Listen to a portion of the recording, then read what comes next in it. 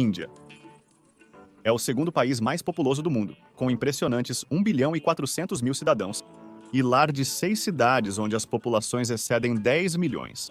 As pessoas estão em todos os lugares, mas ao caminhar pelas maiores cidades da Índia, surge uma revelação surpreendente: a notável falta de arranha-céus. Essa marcante ausência de edifícios gigantes não pode deixar de levantar a questão: onde vivem e trabalham todas essas pessoas? Se esses centros urbanos densos não acomodam seus moradores verticalmente, onde todos se encaixam?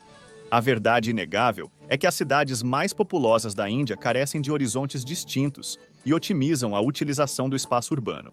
Prejudicadas por uma trajetória difícil para a urbanização e um sistema legal lento, cidades como Mumbai, Calcutá, Delhi e Bangalore ficaram para trás na corrida para construir cidades altas. No entanto, novos empreendimentos e iniciativas de urbanistas indianos estão se esforçando para aproveitar a sabedoria arquitetônica de seus antepassados, reconhecendo que muitos edifícios inspirados na Europa e no Ocidente não se alinham necessariamente com as condições climáticas ou com as capacidades de consumo de energia da região, dada a infraestrutura atual da nação.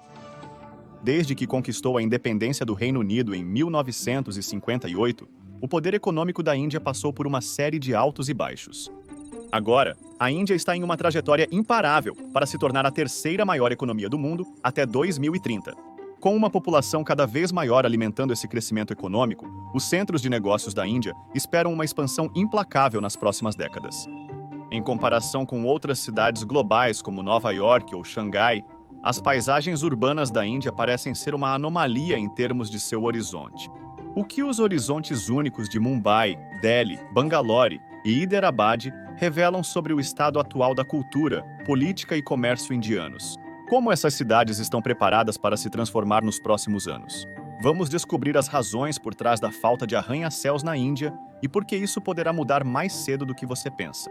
Para mergulharmos nas raízes da paisagem urbana da Índia, precisaremos voltar aos anos 1600, a era em que a ocidentalização lançou suas primeiras ondas transformadoras na nação. Claro, isso é apenas um piscar de olhos na vasta linha do tempo histórica da Índia, mas, para o propósito deste vídeo, serve como nosso ponto de partida para o passado. Chennai, Mumbai e Calcutá, antigamente chamadas de Madras, Bombaim e Calcutá, despontaram como as principais cidades portuárias da Companhia Britânica das Índias Orientais. Para colocar isso em um contexto global, a Companhia Britânica das Índias Orientais era a maior e mais influente empresa comercial de sua época, moldando o comércio e a geopolítica globais. Cercadas por fortalezas construídas nos anos 1600, essas cidades incorporaram a segregação em seus projetos, sendo que as linhas civis mantinham os vizinhos britânicos e indianos separados. No entanto, em Bombaim, os muros de separação começaram a desmoronar à medida que empresários indianos infiltravam as fronteiras da fortaleza e impulsionavam a atividade econômica local. O comércio floresceu, e à medida que mais ingleses se aventuravam para o leste, subúrbios integrados surgiram no interior. Um mosaico de estilos arquitetônicos tanto acentuou as disparidades econômicas, quanto revelou uma predileção por estilo em detrimento da eficiência. No bairro Charangi, de Calcutá, grandes mansões e cabanas de palha ficavam lado a lado, representando os contrastes acentuados. Para comparação, cidades europeias como Londres e Paris estavam passando por suas próprias transformações urbanas durante o mesmo período, com arquitetura mais uniforme e planejamento urbano estruturado. Como descreveu um observador em 1768, Calcutá era uma confusão de casas muito soberbas e muito maltrapilhas, muros esmaecidos, cabanas de palha, armazéns e muito mais. Como a influência britânica abrangeu séculos, a integração tornou-se inevitável. Avenidas, praças públicas e bairros mesclaram elementos indianos e britânicos em seus projetos. Durante a Índia Britânica, arquitetos europeus deram origem ao estilo indo-saracênico, que mesclava a arquitetura mughal e rajputana com a gótica vitoriana e barroca. A Índia se transformou em uma tela onde arquitetos, engenheiros e projetistas fundiram estéticas europeias e asiáticas. Em 1857, a Índia estava dividida. Havia um crescente ressentimento contra a Companhia das Índias Orientais Britânicas devido aos esforços contínuos de ocidentalização e à controversa doutrina da caducidade, que violava uma lei hindu que afirmava que um governante poderia nomear um herdeiro sem parentesco para sucedê-lo. Já a Companhia das Índias Orientais Britânicas afirmava que, em casos em que um líder não tivesse herdeiros com parentesco, o território seria anexado pelas forças britânicas, que desalojariam a aristocracia indiana. Protestos contra a doutrina resultaram em violência em todo o país e culminaram na Revolta dos Cipaios. Assim nomeada pelos soldados indianos que a lideraram, a Revolta dos Cipaios resultou no massacre de milhares de soldados indianos, oficiais britânicos e civis inocentes no fogo cruzado. O derramamento de sangue levou o Império Britânico a alterar a liderança da Companhia das Índias Orientais Britânicas para um sistema mais regulado, o Serviço Civil Indiano. A nova elite governante, instruída em inglês, governava regiões em toda a Índia sob a supervisão britânica. Apesar de sua instrução, muitos estudantes indianos foram excluídos do serviço civil indiano e notaram a falta de representação indiana nos governos provinciais. Essa frustração preparou o cenário para o Congresso Nacional Indiano em 1885, um órgão nacionalista que lideraria boicotes a produtos britânicos e defenderia a independência indiana. À medida que as sementes do nacionalismo se enraizavam na Índia, um desenvolvimento intrigante se desenrolava do outro lado do mundo. Em 1885, mesmo ano de criação do Congresso Nacional Indiano, Chicago revelou o primeiro arranha-céu do mundo, o edifício de seguros residenciais, projetado por William LeBaron Gini. Aquela maravilha de 10 andares tinha 42 metros de altura e apresentava um esqueleto de aço e metal à prova de fogo reforçado com concreto.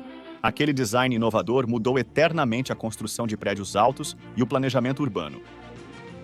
Após o incêndio de Chicago de 1871, foi aprovado um decreto proibindo edifícios de madeira, levando arquitetos e engenheiros a repensar seus materiais. E Gini liderou o caminho da construção vertical. O edifício de seguros residenciais foi o primeiro a incorporar aço estrutural, um elemento de projeto que influenciaria gerações de construtores. Mas muitas outras inovações foram empregadas na construção do primeiro arranha-céu, além de apenas um engenheiro sugerir o uso de aço. Muitos engenheiros e arquitetos sequer consideravam contar com o aço em seus projetos, pois o material era difícil de encontrar e muito caro na época. Mas então, uma inovação de Henry Bessemer, que mudou o mundo na década de 1850, revolucionou a indústria. Sua invenção do homônimo processo Bessemer. O processo envolvia soprar ar através de ferro gusa fundido em um grande recipiente em forma de pera chamado conversor Bessemer. O oxigênio no ar reagia com impurezas como carbono, silício e manganês, gerando calor e produzindo escória. A oxidação removia as impurezas e reduzia o teor de carbono, convertendo ferro gusa em aço. O aço derretido era, então, despejado em moldes para se solidificar e ser moldado em várias formas e tamanhos. O novo processo permitia que trabalhadores não qualificados produzissem aço de forma acessível e eficiente, alimentando a revolução industrial. Resistente e à prova de intempéries, o aço era ideal para a construção de malhas ferroviárias, facilitando a expansão do comércio e viagens e conectando mais rápido o mundo. Enquanto isso, a invenção do elevador de segurança por Elisha Otis no início do século XIX permitiu o transporte seguro de trabalhadores e materiais para andares mais altos de um prédio sem o incômodo de polias e escadas. Embora os elevadores fossem significativamente mais lentos do que os que reconheceríamos hoje, o design da companhia de elevadores Otis revolucionou a viabilidade de obras em grandes alturas e possibilitou ainda mais a construção de arranha-céus. Sem o processo Bessemer e o elevador de segurança, o edifício de seguros residenciais em Chicago seria apenas um sonho distante. Os habitantes de Chicago não puderam deixar de olhar com admiração para o novo horizonte de sua cidade. E outras cidades também começaram a notar. Visitantes de todo o mundo foram ver aquela maravilha da construção. E logo mais prédios altos começaram a surgir por todos os Estados Unidos da América. Quando Chicago sediou a Feira Mundial de 1893, a cidade atraiu mais de 27 milhões de visitantes, inventores, pioneiros e sonhadores para testemunhar as últimas inovações em planejamento urbano e engenharia. A feira estreou a roda gigante e viu a eletricidade em corrente alternada e a iluminação fluorescente projetadas por Nikola Tesla iluminarem os arranha-céus de Chicago à noite. A inovação mudou fundamentalmente a aparência das cidades e, consequentemente, como as pessoas viviam nelas. O prédio da Torre de 11 andares foi construído em Nova York em 1889, com 49 metros, enquanto o prédio Wainwright, em St. Louis, construído em 1891, tinha 10 andares e alcançava 45 metros. Essas estruturas provaram que prédios altos poderiam ser projetados com forma e função em mente, em vez de serem construídos apenas por utilidade. Na Europa, no entanto, os arranha-céus demoraram mais para se estabelecer. O edifício Royal Liver, em Liverpool, foi inaugurado em 1911 como o primeiro arranha-céu da Europa. Com 11 andares e uma torre de relógio de 96 metros, o edifício foi o mais alto da Europa até 1932, quando o título foi assumido pela Torre Born Torrent, construída na Antuérpia sobre as ruínas de um prédio destruído na Primeira Guerra Mundial. Como uma rápida observação, embora se possa argumentar que a cidade de Shibam, no República do Iêmen do século XVI, poderia ser considerada a primeira cidade a ostentar um arranha-céu com suas torres de tijolos de barro de 7 andares, para o propósito deste vídeo, vamos definir arranha-céus como edifícios que têm pelo menos 30 metros de altura e possuem algum tipo de estrutura de aço.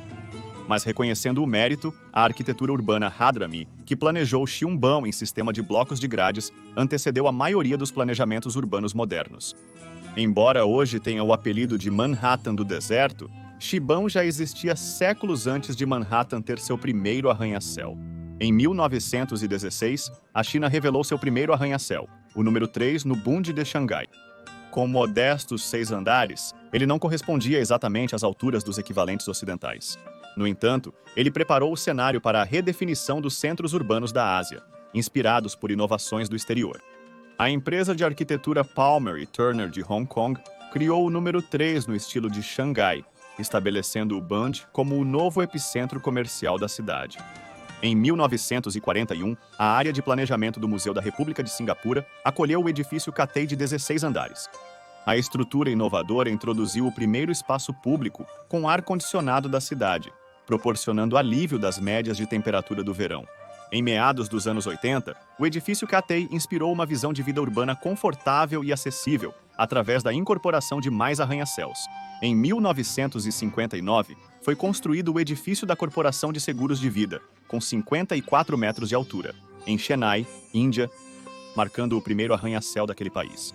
Em 1961, o edifício Usha Kiran, de 25 andares em Mumbai, superou o edifício da Corporação de Seguros de Vida como o prédio mais alto da Índia, com 80 metros. Aquele luxuoso arranha-céu, com 2 apartamentos de 297 metros quadrados por andar, promoveu a vivência de uma comunidade exclusiva acima da cidade. O prédio possuía 5 elevadores e uma piscina interna. Em 1970, o World Trade Center em Mumbai, que consistia nos centros 1 e 2, assumiu a liderança. O Centro 1 foi erguido com 35 andares e 157 metros. Aquele edifício manteve o título de mais alto do Sudeste Asiático por décadas, até ser destronado pelo Planeta Godrej, com 181 metros, e depois pelo Imperial, com 210 metros. Atualmente, o Palácio Real em Mumbai, com seus 320 metros de altura e 56 andares, é o arranha-céu mais alto da Índia.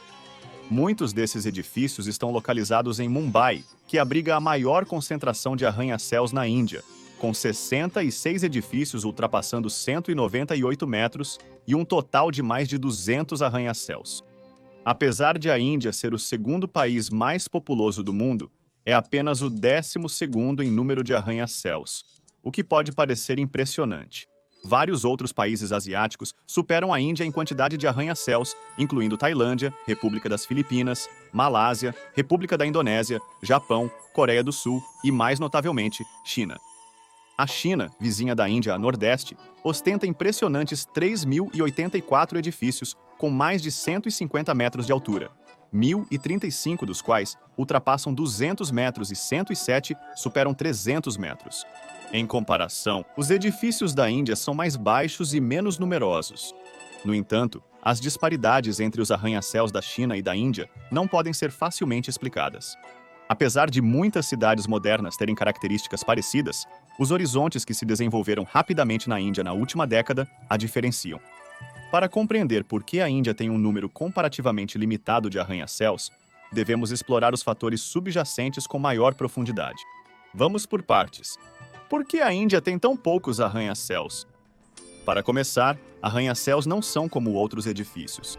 Torres altas de catedrais e templos que alcançam centenas de metros no ar existem há séculos, mas elas não precisam ser projetadas para que as pessoas possam viver e trabalhar a cada 4 ou 5 metros. Isso envolve banheiros. E eles precisam de sistemas complexos para a água, encanamento e controle de pressão, nenhum dos quais é fácil de regular ou gerenciar. E a Índia enfrenta desafios consideráveis em relação a AOS recursos hídricos. Apesar de abrigar 20% da população mundial de gado e mais de 1 bilhão e 400 milhões de pessoas, possui apenas 4% dos recursos hídricos do mundo. É muita plantação para cultivar, bocas para alimentar e pessoas para hidratar. E isso nem leva em conta a necessidade de água fresca para outras agriculturas, hidratação e saneamento. Além disso, a água fresca é crucial para resfriar motores e geradores que produzem eletricidade e energia. As bacias dos rios Ganges, Godavari, Indo, Krishna e Brahmaputra fornecem à Índia a maior parte de sua água subterrânea fresca renovável. Com uma população cada vez maior, o crescimento industrial e o ritmo sem precedentes de urbanização que a Índia está vivenciando, a água subterrânea está sendo extraída de níveis cada vez mais baixos e a uma taxa muito mais rápida do que a chuva é capaz de repor. Isso levou a um aumento na concentração de flúor e nitratos na água subterrânea do país, o que faz com que a água dos poços, de repente, pareça muito menos fresca. Mesmo com as intensas chuvas nas monções, a Índia não tem infraestrutura para armazenar e distribuir água eficazmente. Isso leva à contaminação e ao desperdício de água. Grande parte dela acaba em lagos salobros ou retorna ao oceano. Usinas de dessalinização estão sendo construídas nas costas da Índia para resolver esse problema. No entanto, a construção dessas instalações é cara, e o processo de filtração exige uma quantidade significativa de energia elétrica, o que coloca uma imensa pressão sobre as redes de energia da Índia. De acordo com o Banco Mundial, a maioria das famílias urbanas indianas só tem acesso à água por algumas horas por dia, sendo que algumas são limitadas a alguns dias por semana. Apesar de avanços recentes ampliarem o acesso à água 24 horas por dia em certas cidades, isso ainda não é universal. Todos pagam pelo seu consumo, mas aqueles dispostos a pagar mais costumam receber uma parcela maior, às vezes à custa dos outros. O crescimento da população da Índia significa que a disponibilidade de água per capita pode permanecer estagnada ou diminuir, enquanto o uso de água per capita deverá aumentar de 99 litros por dia em 2009 para 167 litros por dia até 2050. Isso implica desafios para a construção de arranha-céus, pois a água e a eletricidade desempenham papéis essenciais. O método comum bombeia a água para um reservatório no telhado, mantendo alta pressão pela ação da gravidade enquanto a água desce pela tubulação. Além disso, geradores em grandes edifícios requerem água para fins de resfriamento. Dado o alto consumo de água e eletricidade concentrado em uma pequena área, é compreensível que os planejadores urbanos relutem em substituir bairros de poucos andares por torres altas. Aumentar a quantidade de moradias nas cidades da Índia é necessário para lidar com a superpopulação severa, mas isso pode levar a um maior afluxo de pessoas para os centros urbanos, agravando problemas como a expansão urbana e o congestionamento de trânsito. A expansão suburbana de metrópoles descontroladas consome milhões de acres de terra que poderiam ser utilizados para agricultura ou retenção de água. No entanto, a vasta extensão das cidades da Índia e seus subúrbios facilita a distribuição de água para onde é necessária. Regular o acesso doméstico e equilibrar essas preocupações é crucial à medida que os horizontes da Índia continuam a evoluir. Mas não são apenas os recursos hídricos em declínio que lançam dúvidas sobre a viabilidade de construir mais arranha-céus. Também há grandes dúvidas sobre a capacidade da infraestrutura das cidades de suportar uma população mais densa, e é justo questionar se as cidades verticais seriam sustentáveis, dado o estado atual das coisas. As áreas urbanas da Índia abrigam quase 500 milhões de pessoas, ou cerca de 35% da população total do país. Isso é mais do que toda a população dos Estados Unidos da América, onde cerca de 80% dos residentes vivem em áreas urbanas. Então, embora proporcionalmente menos indianos vivam em cidades, o número absoluto de pessoas que vivem nelas e ao redor é impressionante. Além disso, o Banco Mundial estima que, se incluirmos a expansão urbana sob esse guarda-chuva, então 55,3% da população da Índia vive em cidades ou adjacente a elas.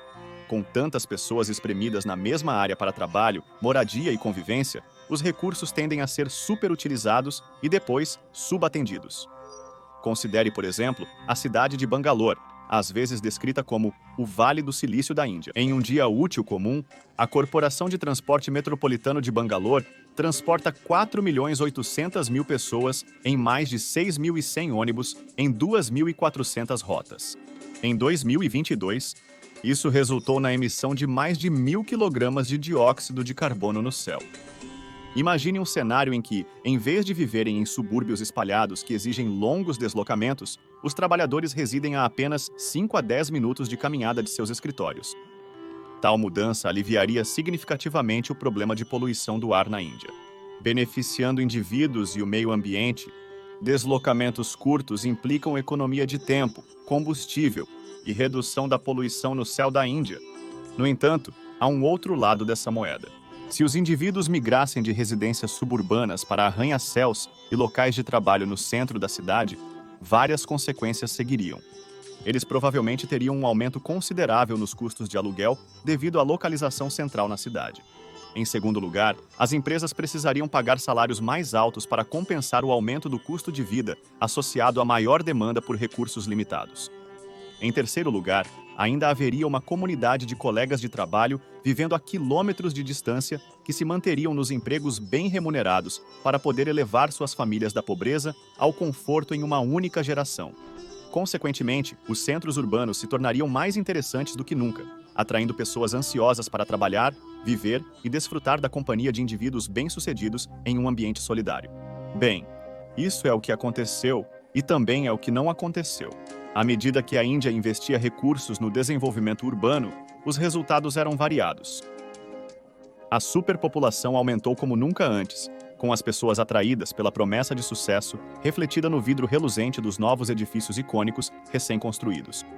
Elas entenderam que, para acessar essas oportunidades, precisavam estar próximo dos centros da cidade. No entanto, a falta de moradias acessíveis para indivíduos de renda média e baixa levou à expansão de favelas. Um impressionante número de 108.227 aglomerados de favelas se espalham por 2.543 cidades. Apenas em Mumbai, quase 60% de seus 21 milhões de habitantes residem em favelas. A cidade tem um dos menores índices de aproveitamento per capita, com uma média de apenas 2,9 metros quadrados por pessoa, em grande parte devido ao impacto das favelas. Apesar de a Índia se esforçar para realojar milhões de pessoas que vivem nessas condições, o desafio é monumental, particularmente porque a nova infraestrutura deve ser construída em terras já ocupadas por favelas. Outros problemas causados pela infraestrutura da cidade decorrem de duas peças-chave da legislação. Em 1947, a Lei do Controle de Aluguéis foi promulgada pelo governo para proteger os inquilinos da exploração e do abuso por parte de seus proprietários, o que, em teoria, é ótimo. Mas o congelamento dos aluguéis em cidades da Índia desincentivou as empresas privadas a criar parques imobiliários para fins de locação. Se não há chance de seu investimento crescer, não há motivo para investir, certo? Embora os preços dos terrenos fossem excessivamente altos, a margem de lucro para a posse de imóveis pequenos não era atraente o suficiente para estimular uma expansão do mercado imobiliário. Ademais, para quem já estava em um excelente local na cidade, não havia incentivo para sair.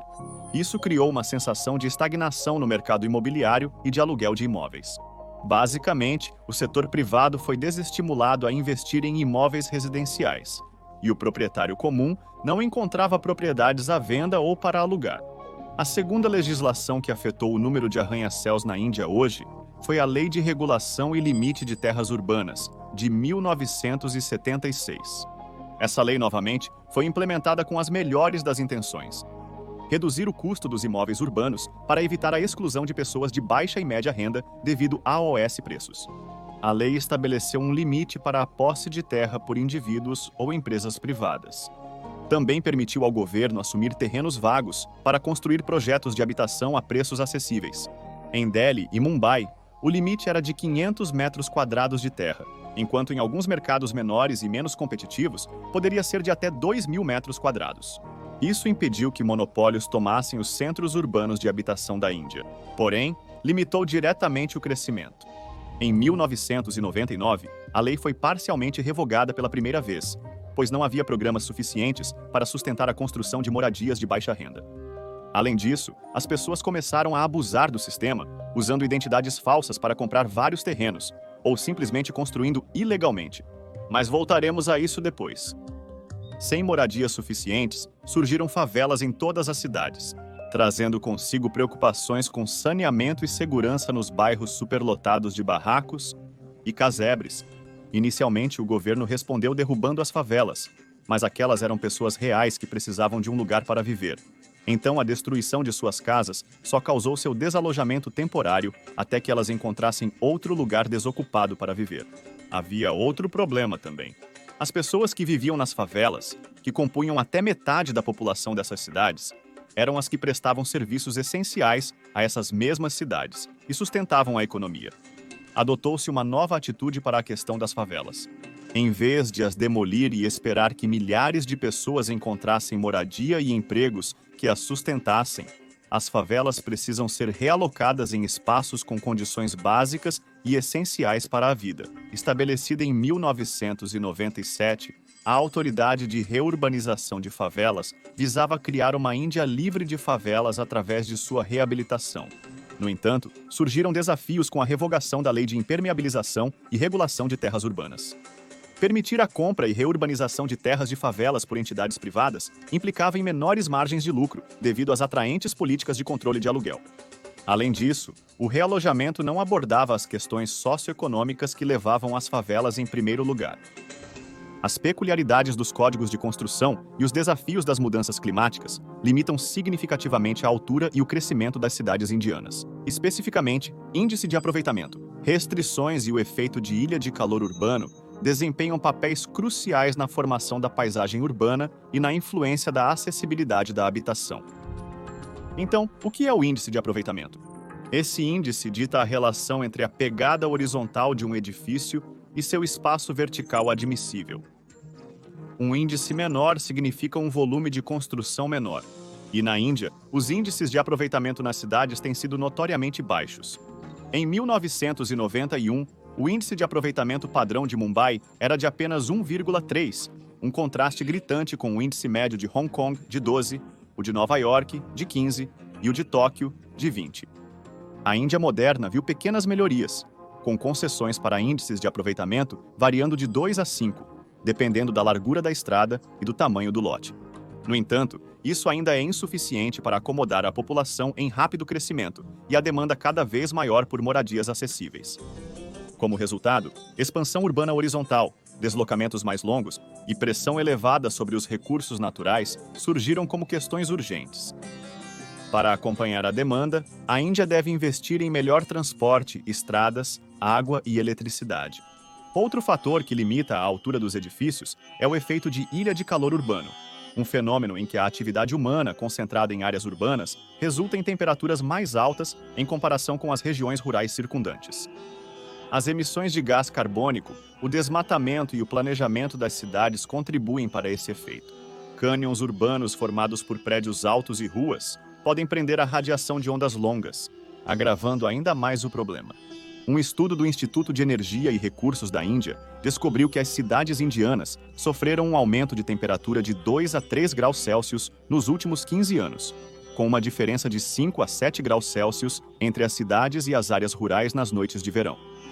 Edifícios altos e ruas estreitas nas cidades indianas criam um ambiente onde o calor é facilmente retido e o fluxo de ar é restrito. Engenheiros estão explorando opções de cobertura verde para mitigar esses efeitos, enquanto desenvolvedores urbanos visam preservar espaços verdes no nível do solo para encontros públicos. À medida que foram surgindo discussões sobre a inclusão de arranha-céus nas paisagens urbanas da Índia, arquitetos e urbanistas inicialmente defendiam um foco em edifícios de poucos andares. Essas estruturas, com custos de construção reduzidos, supririam as necessidades das famílias de classe média.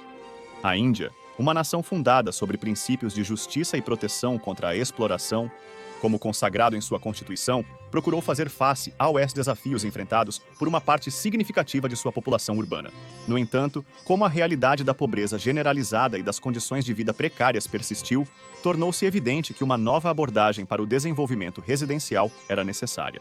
A busca por soluções alternativas e estratégias de construção inovadoras poderia abrir caminho para um futuro mais brilhante nas cidades da Índia, transformando a paisagem urbana da nação e promovendo a equidade social. Outro obstáculo para o desenvolvimento do horizonte da Índia é como os projetos de construção ilegais criaram contratempos de todos os tipos. Na década de 1990, desenvolvedores usaram nomes falsos para adquirir mais propriedades do que a lei permitia. Outro exemplo insano aconteceu em 2022 na cidade de Noida, onde um par de arranha-céus foi construído no que deveria ser um espaço verde designado dentro de um projeto maior de associação imobiliária. Os planos para o complexo originalmente consistiam em 14 edifícios de 9 andares. No entanto, os planos foram alterados repetidamente, resultando em 15 edifícios de 11 andares, seguidos pela adição não autorizada de 2 torres de 40 andares conhecidas como Ciano e Apex. Os residentes vizinhos se opuseram aos arranha-céus colossais, pois as mudanças não autorizadas aumentariam a população local, prolongariam a exposição à zona de construção e estabeleceriam um precedente perigoso para que desenvolvedores inescrupulosos contornassem as regulamentações em busca de lucro. O governo respondeu com explosivos. 3.500 quilogramas de explosivos, para ser preciso, mais do que suficiente para derrubar as torres construídas ilegalmente. Além disso, é claro, há o fato de que uma das causas para a escassez de arranha-céus na Índia é que, até recentemente, viver sem eles simplesmente não era considerado um grande problema. No entanto, a situação está se tornando cada vez mais grave, com milhões de pessoas vivendo em favelas e enfrentando calor, desnutrição, desidratação e doenças. Até 2030, espera-se que mais 250 milhões de pessoas habitem as cidades da Índia, enquanto o número de cidades com mais de 1 milhão de habitantes aumentará de 42 para 68. Até 2050, a Índia deverá adicionar 416 milhões de pessoas à sua população urbana, o maior aumento em todo o mundo. Com projeções cada vez mais precisas, fica claro que a atual infraestrutura e disponibilidade de moradia não serão capazes de suportar esse crescimento populacional. Aumento das temperaturas, eventos climáticos extremos, escassez de água e poluição do ar estão entre os desafios que a Índia enfrentará nas próximas décadas. Abordar a crise habitacional é essencial para a Índia alcançar o sucesso econômico. Porém, não é tão simples trocar prédios antigos por novos.